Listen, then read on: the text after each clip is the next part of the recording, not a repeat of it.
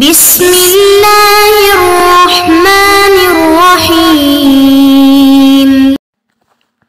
أعوذ بالله من الشيطان الرجيم. يا أيها الذين آمنوا بالله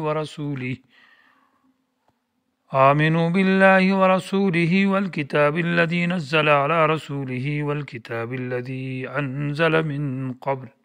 ومن يكفر بالله وملائكته وكتبه ورسله واليوم الآخر فقد ضل ضلالا بعيدا۔ عزیز طلبہ کرام، سبق نمبر 319 سورۃ النساء آیت نمبر 136۔ یہ سورت کا تیسرا حصہ ہے۔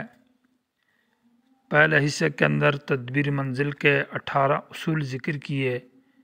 جس سے گھر کی اصلاح اور گھر کے اندر امن اور معاشرے کے اندر امن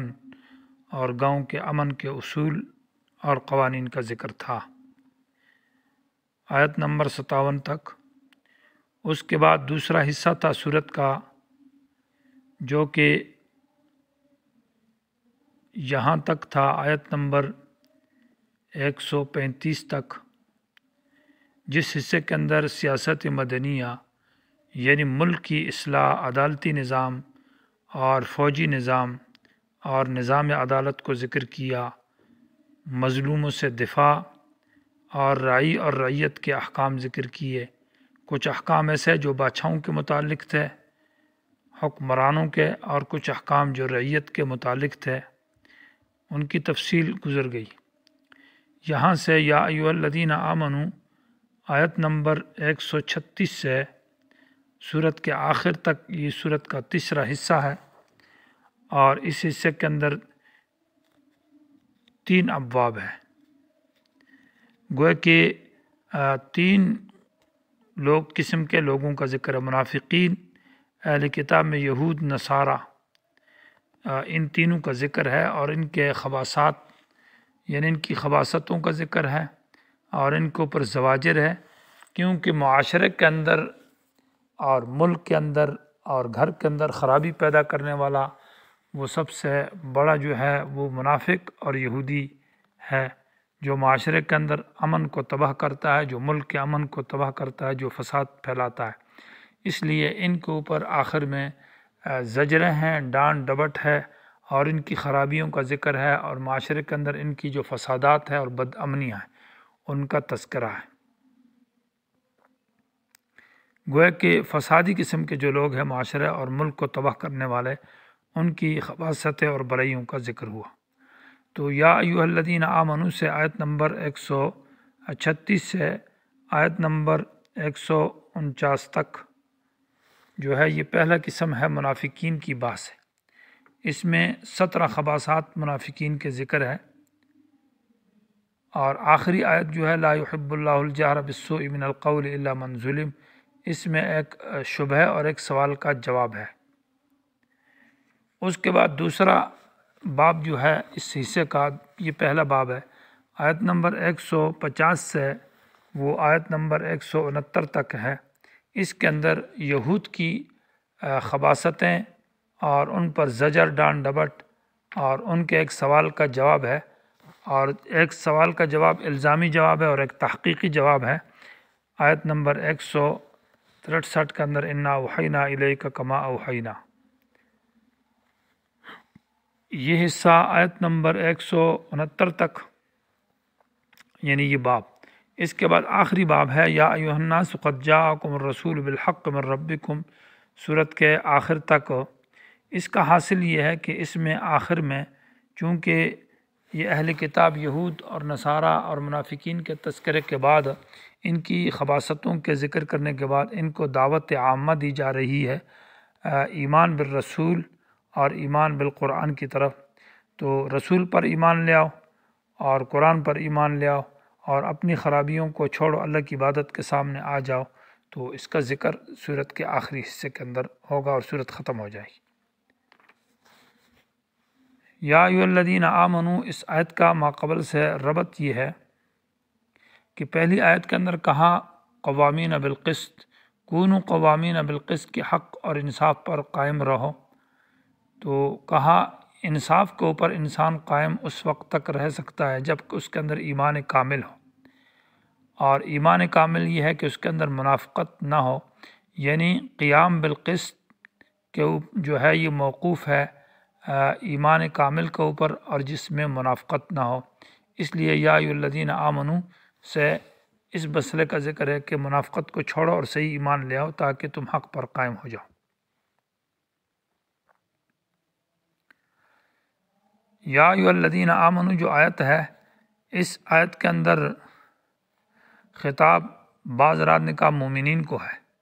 اگر مومنین کو خطاب ہے تو پھر معنی یہ ہے کہ اے ایمان والو آمنو، ایمان لے آؤ۔ تو مومن کو پھر کیسے کیا جائے کہ ایمان لے آؤ؟ یہ تو تحصیل حاصل ہے، ایک چیز پہلے سے حاصل ہے اس کو دوبارہ کہ تم لے آؤ۔ تو آمنو بمعنی دومو، کہ ایمان کے اوپر ڈٹ جاؤ، پھر معنی یہ ہوگا آمنو ثانی جو ہے یہ دوام کے معنی میں، اے ایمان والو ایمان پر ڈٹے رہو، یعنی ایمان سے نہ ہٹو۔ لیکن اصح قول یہ ہے کہ یہ خطاب مومنین کو نہیں بلکہ منافقین کو ہے، اس لیے معنی یہ ہے کہ یا ایھا الذین آمنوا، اے ایمان والو جو بظاہر ایمان کا دعویٰ کرتے ہو اور اپنے آپ کو مومن کہتے ہیں اور اندر میں ہے منافق ہو، آمنو صحیح ایمان لے آؤ جو ایمان بالقلب ہے، یعنی ظاہری اور باطنی دونوں طور پر ایمان لے آؤ، باللہ اللہ کی ذات پر، ورسول ہی اللہ کے رسول پر، اور والکتاب الذی اور اس کتاب کے اوپر، نزل علی رسول ہی جو اللہ نے اپنے رسول کے اوپر اتاری ہے، اور والکتاب الذی ان کتابوں کے اوپر، الکتاب میں الف لام جنس کا معنی جنس کتاب مراد ہے، انزل من قبل جو اس سے پہلے اتاری گئی ہے۔ گویا کہ ایمان لانا سب سے پہلا ہمارا ذمہ داری ہے کہ ہم قرآن پر ایمان لائیں، اور پھر جن کتابوں پر قرآن نے ایمان لانے کا کہا ہے تو ان پر ایمان لے آئیں۔ تفسیر روح المعانی نے اس کو ذکر کیا ہے۔ وَمَن يَكْفُرْ بِاللَّهِ وَمَلَائِكَتِهِ اور جو شخص انکار کرتا ہے اللہ سے، اس کے فرشتوں سے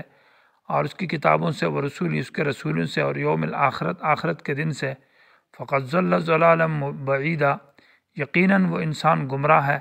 اور ایسی گمراہی میں مبتلا ہے کہ بعیداً جو حق سے بہت دور ہے، گویا کہ کئی مرحلہ اور کئی کوسوں وہ حق سے دور ہو چکا ہے۔ وَمَن يَكْفُرْ بِاللَّهِ میں سب سے پہلے لفظ اللہ کو ذکر کیا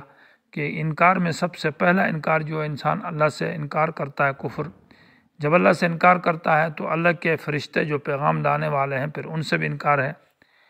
اور وہ جو فرشتے پیغام لاتے ہیں ان کے انکار کے بعد پھر ان کا جو پیغام ہے وہ کتب ہی اس کا ذکر ہے کہ اس پیغام کا انکار کرتے ہیں، اور پیغام جن کے اوپر لایا جاتا ہے وہ رسول ہی، وہ گویا کہ انبیاء ہے، ان کا انکار ہے۔ اور آخرت میں پھر آخر میں یہ ہے کہ والیوم الآخر جو قیامت کا دن ہے اس سے بھی انکار ہے، گویا کہ ترتیب وار اس کفر کو اور اس کو ذکر کیا ہے۔ تو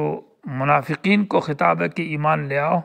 اور کفر سے بچ جاؤ، اور تفصیلی ایمان کا ذکر کیا ہے۔ جب کفر کا مسئلہ ہے تو اس میں انکار کو باللہ و ملائکتی و کتبی تفصیل ذکر کی کہ ایمان لانے میں جمیع مومن بھی کا ہونا ضروری ہے، اور انکار کرنے میں کسی ایک چیز کا بھی انکار کر دیا تو انسان کافر ہو جاتا ہے۔ ان الذین آمنوا ثم کفروا ثم آمنوا سے یہ گویا کہ اس آیت کے اندر منافق کی تعریف ہے کہ منافق اس کو کہتے ہیں کہ کبھی ایمان لاتا ہے، کبھی کافر ہو جاتا ہے، پھر ایمان لے آتا ہے، پھر کافر۔ معنی یہ ہے کہ منافق جو ہے وہ ایمان اور کفر کے درمیان میں رہتا ہے، نہ مومن ہے نہ کافر ہے، بالکل سچا مومن بھی نہیں ہے اور بالکل پاک ظاہری اعلانیہ کافر بھی نہیں ہے، بلکہ مذبذبین بین ذالک لا الہ الا، بلکہ گڑبڑ ہے دائیں بائیں۔ تو ان الذین یقیناً وہ لوگ آمنوا جو ایمان لے آئے، ثم کفروا پھر انہوں نے کفر کیا، اور ثم آمنوا پھر ایمان لے آتے ہیں، تو ثم کفروا پھر کافر ہو جاتے ہیں۔ یہ حالت رہتی ہے کبھی کفر اور کبھی ایمان میں۔ ثم ازدادوا کفرا پھر وہ زیادہ کر دیتے ہیں کفر کو، تو ازدادوا کفرا کا مطلب ہوگا کہ وہ توبہ نہیں کرتے ہیں، ان کو توبہ کی توفیق نہیں ہوتی، اور آخر وہ اس کفر کے اوپر ڈٹ جاتے ہیں۔ تو لم یکن اللہ لیغفر لہم، لم یکن یہ لم ماضی منفی ہے، اس کے بعد جب اس کے صلے میں لام آئے تو نفی میں تاکید پیدا کرتے ہیں، اور لم یکن اللہ یہاں پر بصریین کے نزدیک ہو یہاں مریدن محذوف ہے، لم یکن اللہ مریدن لیغفر لہم، اللہ بالکل ارادہ ہی نہیں رکھتا ان کی معافی کا، معاف کرنا تو دور کی بات ہے، اللہ تعالیٰ ان کی معافی کا ارادہ ہی نہیں رکھتے، نہیں ہے اللہ تعالیٰ بالکل کہ لیغفر لہم کے ارادہ کریں ان کی معافی کا، ولا لیہدیہم سبیلا، اور نہیں چلاتا اللہ تعالیٰ ان کو سبیلاً سیدھے راستے پر، یعنی ہدایت کے راستے پر۔ یہاں سوال ہی پیدا ہوتا ہے کہ معافی کو پہلے ذکر کیا کہ اللہ معاف نہیں کرتا، اور حالانکہ معافی کا تعلق تو آخرت کے اندر ہے، اور ہدایت کو بعد میں ذکر کیا حالانکہ ہدایت کا تعلق تو دنیا کے اندر ہے۔ تو جواب یہ ہے کہ یہ وہ ترتیب کے لیے نہیں ہے، کہ مطلب یہ ہے کہ یہاں پر مانا اللہ دنیا میں ہدایت نہیں دے گا ان کو، یہ معنی ہے ولا لیہدیہم، سب ترتیب نہیں ہے۔ اور لم یکن اللہ لیغفر لہم یہ بعد میں ہے، اگرچہ ذکر پہلے ہے کہ آخرت میں اللہ تعالیٰ ان کو معاف نہیں کرے گا، جنت نہیں لے جائے گا۔